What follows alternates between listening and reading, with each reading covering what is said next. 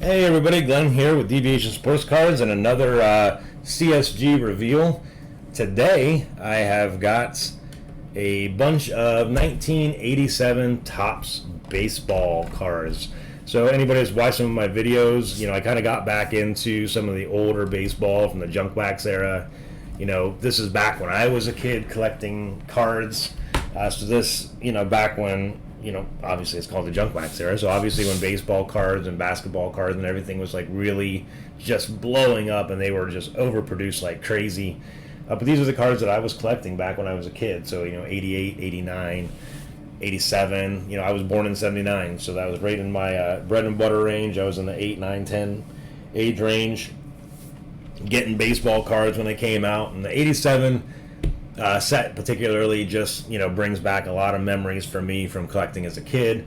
So I've been trying to find some high grade copies of some of this stuff, and this is the stack that I decided to send in. So some of these are just regular 87 Topps baseball. I would say if I'm looking at this stack, like right here, this top section is just regular 87 Topps, and then everything beneath that I'm pretty sure is Topps Tiffany. And that's only, like I think I mentioned it in one of my other videos, the Topps Tiffany's, man, for 87, they produced like 30,000 of them, but I'm telling you, it is hard to pull high-grade copies out of those. I think I've cracked the seal on 3 of them, and you can see the stack that I came up with here that I actually thought were worth sending in to get graded, and when you see the grades that I got, you'll see that even that doesn't necessarily guarantee you 10, so it's pretty hard to get good high grades on some of these older cards. So even though they are junk wax era cards and a lot have been graded, still not guaranteed 10s by any stretch of the imagination when you're opening up fresh wax. So excuse me, guys. So let's get started. This first one, the worst grade I got out of the batch, I think, unfortunately, was this Ricky Henderson. I thought it looks really good. Let me get my focus strain down here real quick. I keep forgetting about this. There we go. So this is just from the regular set, and it might have been this markup here. Now that I see it, I probably missed that when I sent it in. So this ended up getting a near mint plus 8.5, which means this is practically worthless. So that's unfortunate. Next one up, I sent in 2 what I thought were the best looking Barry Bonds rookies that I found, and unfortunately both of them ended up getting mint 9s as well. So not worth a whole lot there either.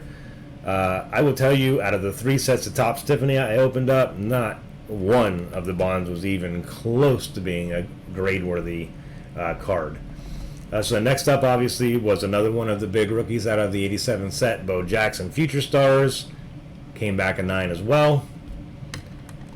Another one of the big rookies, Mark McGwire. Good Lord, Mark McGwire. This one came back a mint 9 as well, so you can see a trend here, getting lots of mint 9s. But then I did end up sending a second one in and got a 9.5.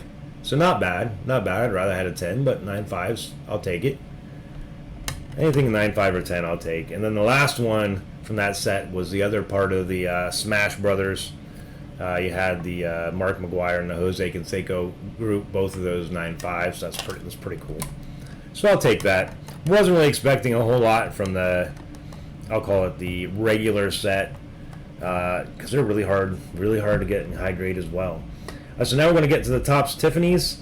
You can see I ended up with 4. These 4 right here were all CSG 9s. So we're going to start it off with Kirby Puckett for the Minnesota Twins. Ended up getting a 9. Now this one was on like I'll call it the stack of maybes, so I knew sending this in it might not pull the 9.5 or 10, and sure enough it did not. Was only able to get a 9, so it's a little bit unfortunate, but like I said, I kind of expected it. This one I was hoping for a better grade. George Brett, also only able to pull a 9. I was hoping I'd get a 10 to go with that 88-10 I got. And then Mr. Bo Jackson, Rising Stars. This was the only one out of the 3 that I thought even was close. You can tell the centering top to bottom is not great, so I knew it wasn't going to pull a 10. And luckily it pulled a mint 9. I was hoping maybe I could squeeze in a 9.5, but couldn't quite do it. But still, nice card. And then the last 9 was, again, unfortunately, Mr. Nolan Ryan. I thought this one had a better chance at a 9.5 or a 10, but didn't quite make it. Okay, so then we're going to get into our 9.5s, which we got that many. So you can see that's how many 9.5s I got, and that's how many 10s I got out of 3 sealed 1987 Topps Tiffany sets.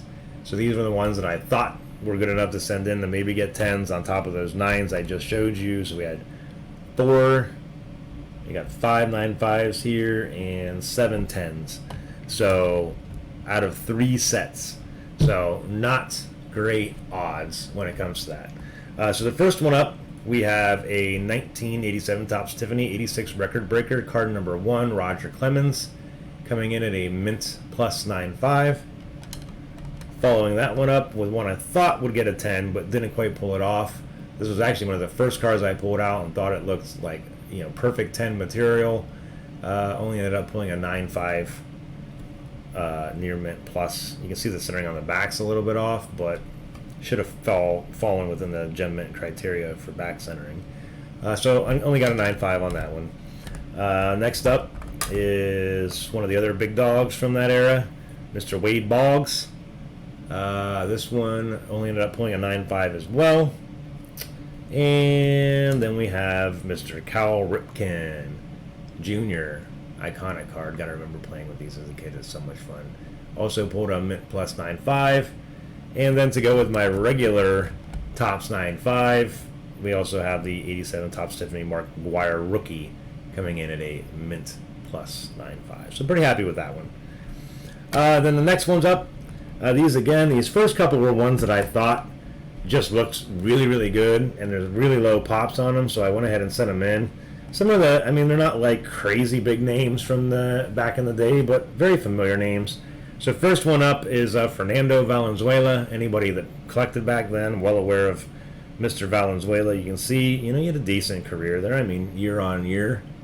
You know, you've got 13-7, 2.48 ERA, 19-13, 15-10. You know, only one losing season there, 21-11 this particular year. ERA hanging right there around probably, you know, just below 3 as an average, so not bad.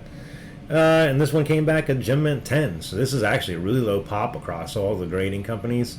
So pretty happy with this. Pretty happy to have that Dodgers. And then this next one, again, maybe I have a soft spot for Dennis Martinez because he was big for the Indians back in the World Series days.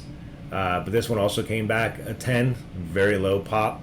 Again, it was one of those ones that just looks perfect, and I thought, you know, for Topps Tiffany, I might as well send it and see what happens, and it ended up getting that 10. Next one up, kind of didn't have a great end to his career, but very popular back in the day for the Atlanta Braves, Mr. Dale Murphy, coming in with a Gem Mint 10 as well. Very happy with that. Then we're going to follow that up with, so I ended up sending in 3 Roger Clemens cards. The first one you saw was a record breaker, got a 9.5. This one is the 1987 Topps Tiffany All-Star. Ended up pulling a Gem Mint 10 on that one, so I'm very happy about that. And then the base Roger Clemens card also pulling a Gem Mint 10. So very happy about that as well. 2 out of the 3 got 10, so happy with that.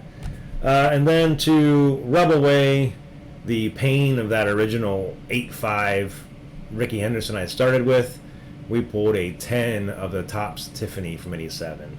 Love this card. Ricky Henderson, obviously a huge name from back in the day on the Yanks.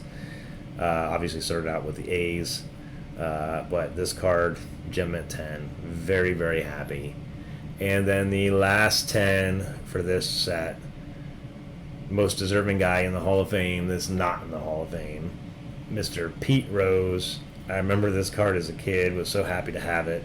Him and his stupid long Amish haircut that he had. But great hitter, nonetheless. I mean, look at the back of that thing. Look at, I can barely see. You know, I think, how many hits did he have when this card came out? 4,256 career hits. By the time this sucker came out, the second stint with the Reds. coming in at a Gem Mint 10. So very, very happy with that as well. So there you have it, guys. Not bad. I mean, I pulled quite a few 10s. Did a lot better out of this than I did in my last one.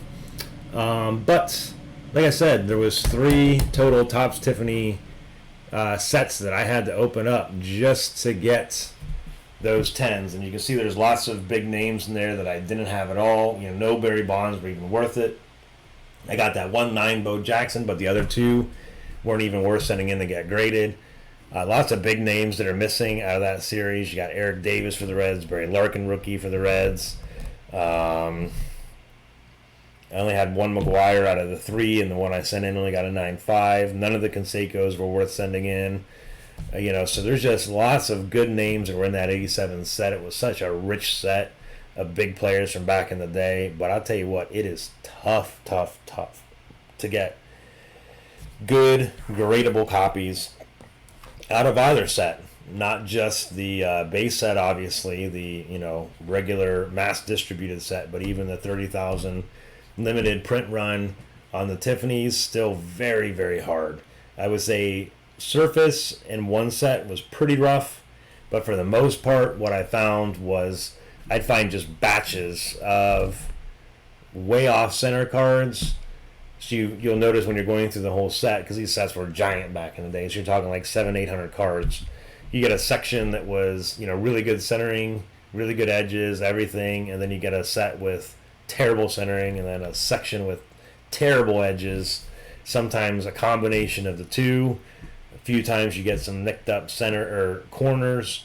But I'd definitely say the most common problem I saw with opening these sets is centering by far number 1, and edges probably coming in at a close number 2. So if you get one of these sets, guys, you know, it's not like, oh, I'm going to get a high-end Tiffany set from back in the day and every card in there is going to be a Gem Mint 10 candidate, and I'm going to send them in and sell them for, you know, a couple $100 a piece, because they're not really worth like a ton. But you can sell, you know, these Gem Mint 10s for, you know, $100, $200, $300, $400, $500 even in some cases, depending on the population and the right buyer. But it just doesn't quite work that way. I mean, you're going to get a lot of cards that are not even grade worthy. I would say even at the PSA 60/40 centering mark, there's probably, I'd say there's probably a good dozen or so cards that I probably could send in the PSA and pull off a 10 if I'm lucky, because, you know, there's so much more forgiving on centering than, you know, your other grading companies are. But overall, it's just difficult in general. So anyways, guys, I'm going to wrap it up with that. I hope you enjoyed the content. Like the video if you do. Please give me a subscribe and a like, and I will see you guys next time.